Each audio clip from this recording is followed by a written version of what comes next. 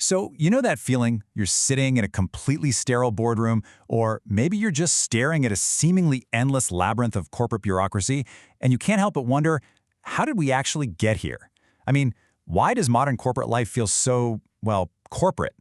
To really answer that, we have to travel back to the mid-20th century. It was a time that literally redefined the very nature of American business. Welcome to This Explainer. Today we're going to be uncovering a totally fascinating and, honestly, kind of turbulent piece of business history. We are tracing this massive shift from the era of the rugged individual entrepreneur straight into the giant corporate conglomerates of the 1960s. And it was all driven by this brand new science of management and the rise of a completely different kind of worker. Okay, let's dive right into this. Here's a roadmap for today. Number 1, the birth of the social ethic. 2, management as a science. 3, the 1960s conglomerate boom. 4, the illusion of synergy. And 5, the fall of the organization man. Part 1. Birth of the Social Ethic. Right, so back in 1956, William H. White published this incredibly influential book called The Organization Man, and it essentially documented a profound, deep-rooted shift in American values. The workforce was transforming, and it was happening fast. White was pointing out the rise of what he called the organization man, basically employees who were being shaped, motivated, and highly pressured by massive bureaucratic institutions. Their entire worldview was literally being conditioned by the corporation itself. White basically contrasted the older historical Protestant ethic, the whole idea of valuing individual salvation, thrift, and competitive struggle, with this brand new mid-century social ethic. This new ethic was all about scientism, a deep psychological desire for belongingness, and, above all, group conformity.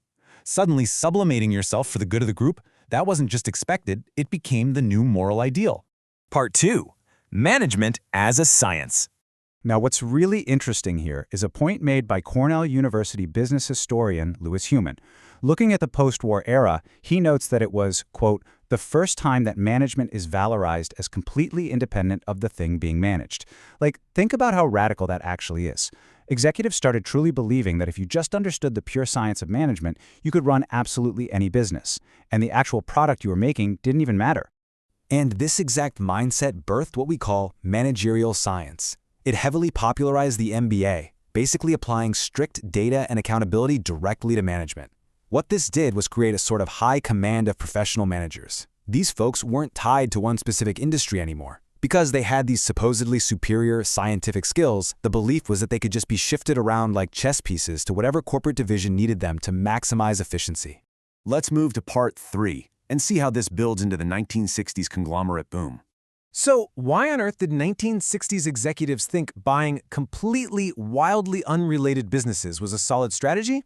Well, they believed in 3 main benefits. First, the efficient use of capital, having a central corporate hub that pools money and disperses it.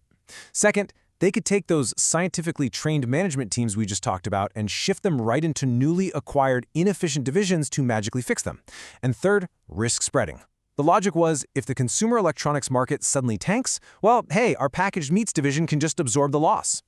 The sheer scale of this corporate frenzy is absolutely staggering. 84%.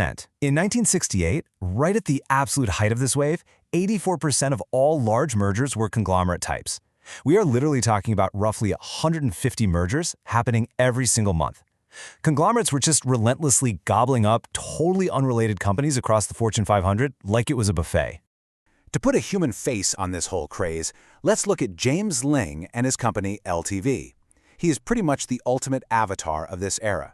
Ling aggressively acquired wildly diverse industries that had absolutely zero to do with each other. At one point, his single company was managing subsidiaries that made consumer electronics, packaged meat, sporting goods, and, get this, aircraft used in the Vietnam War. Because, managing tennis rackets and fighter jets is exactly the same thing, right? Part 4. The illusion of synergy. So the absolute biggest buzzword of the decade was synergism, or synergy. It was defined back then as a stimulation of sales and earnings for a combined operation that would be straight up impossible for those entities to achieve independently. The firm, unwavering belief was that combining all these random resources under one top-tier management team made the whole enterprise worth significantly more than just the sum of its parts. And this brilliantly illustrates the hubris of the era. The math of the 1960s, as famously noted by journalists at the time, was essentially that 2 plus 2 could equal 7, or maybe 8. provided, of course, that you had the brains, the flair, and the guts to handle it. Executives sincerely believed their professional management skills could just magically multiply value out of thin air, completely and totally disconnected from the actual production of real goods. Which brings us to Part 5, Fall of the Organization Man. So, the crucial point is, defying the laws of mathematics rarely works out forever, does it? This giant corporate shell game unraveled in a few very distinct, very painful steps.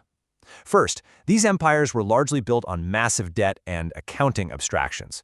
Specifically, they were artificially inflating stock valuations by manipulating earnings per share ratios during all those acquisitions.